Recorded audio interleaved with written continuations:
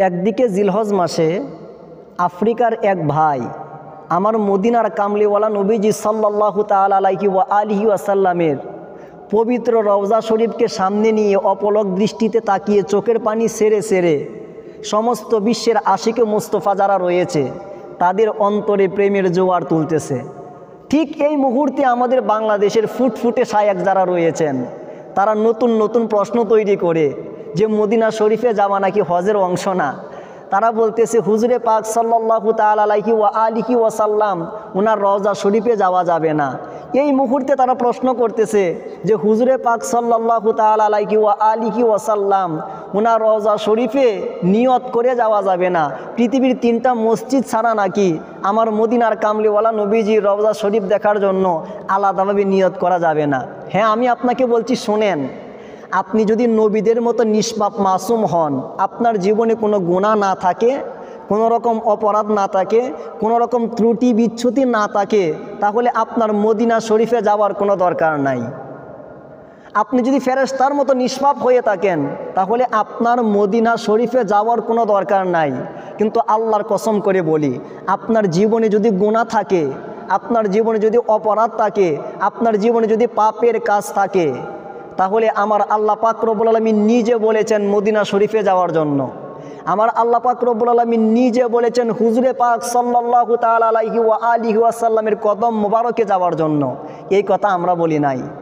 এই আয়াতে মোবারক সূরাতুন নিসার 64 নম্বর আয়াত যখন নাজিল হয়েছে, এই 64 নম্বর আয়াত নাজিল হওয়ার সময় মক্কা শরীফ ছিল, মাকাম ইব্রাহিম ছিল, সাফা এবং মারওয়া ছিল।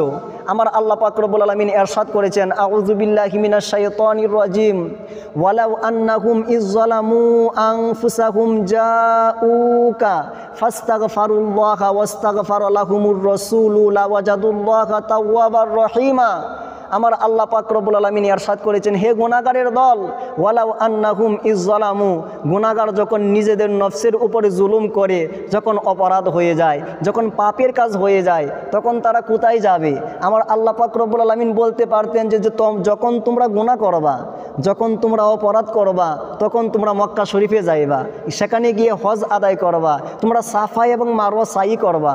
আমার আল্লাহ পাক রব্বুল আলামিন বলতে পারতেন ওয়াত্তাখিযু মিন মাকামি ইব্রাহিমা মুসাল্লা, তোমরা যখন অপরাধ করবা, গুনাহ করবা, পাপের কাজ করবা, তখন তোমরা ইব্রাহিম আলাইহিস সালাতু ওয়াস সালামের সেই চিহ্নিত জায়গায় গিয়ে মুসল্লা বানিয়ে নামাজ পড়বা।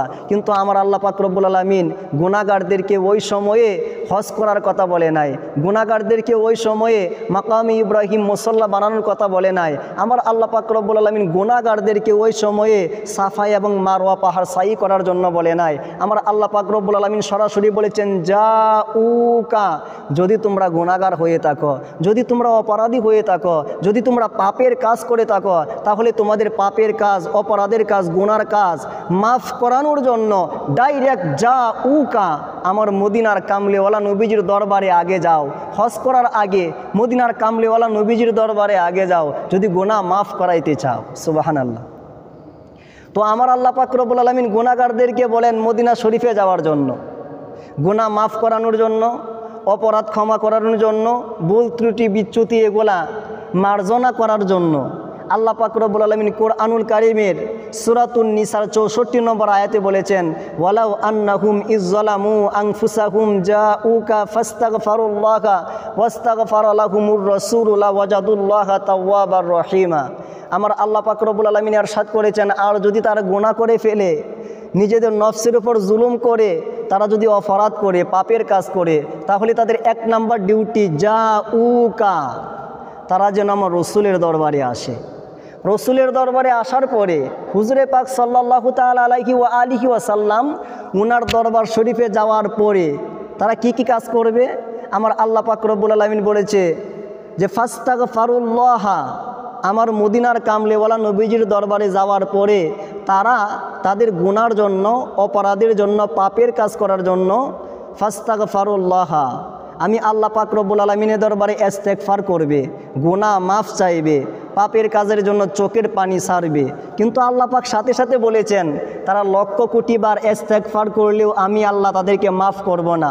ওয়াস্তাগফারা লাহুমুর রাসূলু, যতক্ষণ না পর্যন্ত আমার হাবিব আমার রসুল ওই গুনাহগারের পক্ষে সুপারিশ না করবে, ততক্ষণ পর্যন্ত আমি আল্লাহ পাক রব্বুল আলামিন উম্মতে মুহাম্মাদির গুনাহ মাফ করব না, ক্ষমা করব না, তাদের ভুল ত্রুটি বিচ্যুতি এগুলো আমি মার্জনা করব না। ওয়াস্তাগফারা লাহুমুর রাসূলু লাওয়াজাদুল্লাহা তাওয়াবার রহিমা। আর যদি একবার নবী মুস্তাফা হুজুরে পাক সাল্লাল্লাহু তাআলা আলাইহি ওয়া আলিহি ওয়াসাল্লাম যদি মাত্র একটিবার ওই গুনাহগারের পক্ষে সুপারিশ করেন, তাহলে সে যত বড়ই গুনাহগার হোক, আমি আল্লাহ পাক রব্বুল আলামিনকে ওই গুনাহগার ব্যক্তিটা তওবাকারী, তওবা কবুলকারী হিসেবে পাবে। ওই গুনাহগার ব্যক্তিটা তওবা কবুলকারী হিসেবে পাবে। আমি আল্লাহ পাক রব্বুল আলামিন ওই গুনাহগার ব্যক্তির তওবা কবুল করব, মাফ করে দেব। তো এই আয়াতের ব্যাখ্যা করতে গিয়ে ইমাম ইবনে কাসির ওনার তাফসির ইবনে কাসিরের ভিতরে 321 থেকে 22 নম্বর পৃষ্ঠা সূরাতুন নিসার 64 নম্বর আয়াতের ব্যাখ্যা করতে গিয়ে উনি বলেছেন, ইউরশিদু তাআলাল উসাতা ওয়াল মুযনাবিনা। আমার আল্লাহ পাক রব্বুল আলামিন এই আয়াতে কারিমার মাধ্যমে গুনাহগার এবং পাপীদেরকে আরশাদ করেছেন, ইযা ওয়াকা মিনহুমুল খাতাউ ওয়াল ইসয়ান। অর্থাৎ গুনাহগাররা যখন গুনাহ করে ফেলে, অপরাধ করে ফেলে, তখন তাদের ডিউটি হচ্ছে আইয়াতু ইলা রসুল, তারা যেন মদিনার কামলিওয়ালা নবীজির রওজা মুবারকে আসে, হুজুরে পাক সাল্লাল্লাহু তাআলা আলাইহি ওয়া আলিহি ওয়াসাল্লামের কদম মুবারকে আসে। ফায়াস্তাগফিরুল্লাহা ইনদাহু, এবং তারা যেন এখানে এসে আমার কাছে মাফ চায়, আমার কাছে ক্ষমা চায়। তারা শুধু মাফ চাইলে হবে না, ক্ষমা চাইলে হবে না, আমি তাদেরকে মাফ করব না।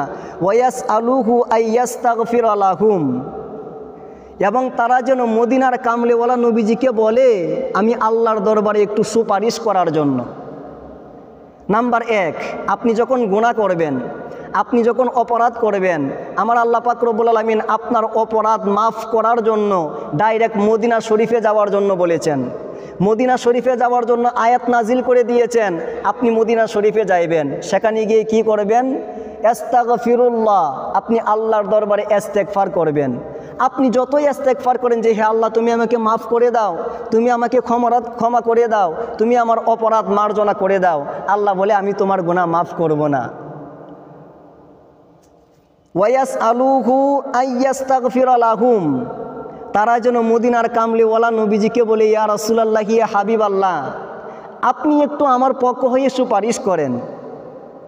ফাইন্নাহুম ইযা ফাআলু যালিকা তাবাল্লাহু আলাইহিম, যদি এই কাজগুলা করতে পারে আর হুজুরে পাক সাল্লাল্লাহু তাআলা আলাইহি ওয়া আলিহি ওয়াসাল্লাম ওই গুনাহগারের পক্ষে একবার সুপারিশ করে, ইযা ফাআলু যালিকা তাবাল্লাহু আলাইহিম, তাহলে আমার আল্লাহ পাক রব্বুল আলামিন তাদের তওবা কবুল করবেন।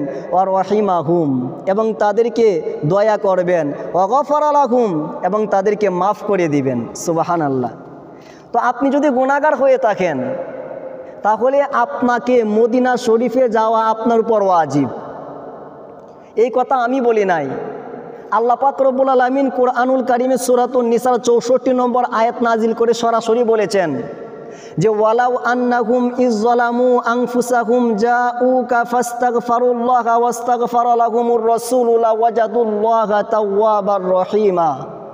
আমার আল্লাহ পাক রব্বুল আলামিন বলতে পারতেন যে হে গুনাহগারের দল, তোমরা যখন গুনাহ করো, অপরাধ করো, পাপের কাজ করো, তখন তোমরা মক্কা শরীফে হজ করতে যাও, সাফা মারওয়া সাই করতে যাও, ওয়াত্তাখিযু মিন মাকামে ইব্রাহিম মুসাল্লা, তখন তোমরা মাকামে ইব্রাহিমকে মুসল্লা বানিয়ে নামাজ পড়ো। আমার আল্লাহ বলতে পারতেন, কিন্তু বলেন নাই। আমার আল্লাহ পাক রব্বুল আলামিন সরাসরি বলেছেন হে গুনাহগারের দল, তোমরা যখন গুনাহ করো, অপরাধ করো, পাপের কাজ করো, তখন তোমাদের গুনাহ মাফ করানোর জন্য মক্কা শরীফে যাওয়ার আগে, হজ করার আগে, উমরা করার আগে, সাফা মারওয়া সাই করার আগে, মাকামে ইব্রাহিমকে মুসল্লা বানানোর আগে জাউকা, আগে আমার রহমাতুল লিল আলামিন নবীর দরবারে আসো। ফাস্তাগফিরুল্লাহ, আমার রহমাতুল লিল আলামিন নবীর দরবারে এসে ইস্তেগফার করো। তুমি গুনাহগার বান্দা, পাপী উম্মত, কোটিবার ইস্তেগফার করলেও আমি আল্লাহ মাফ করব না।